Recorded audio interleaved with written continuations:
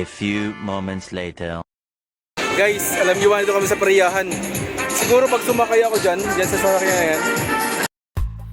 At ayun na nga, habang kami naglalakad-lakad, papunta dun sa destinasyon na pupuntahan namin, may nadaanan kami mga rides.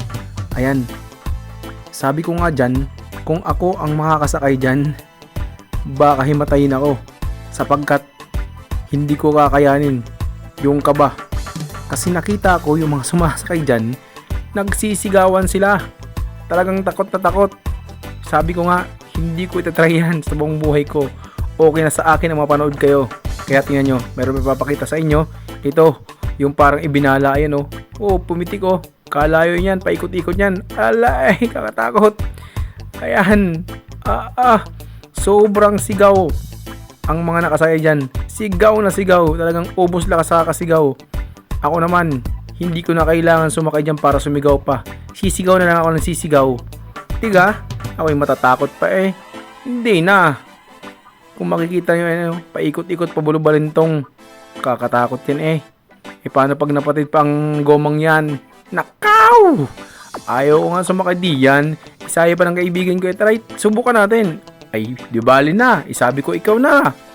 Eh, malakas ang loob mo. Isa akin. Eh, hindi pwede sa akin yan. Ako'y, nakaw!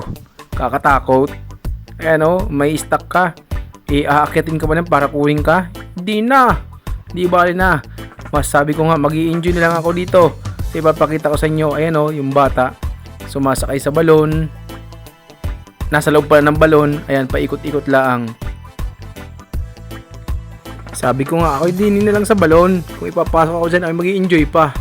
Pero dyan sa mga ride, ay hindi na. Diba ako'y mahimatayin pa eh.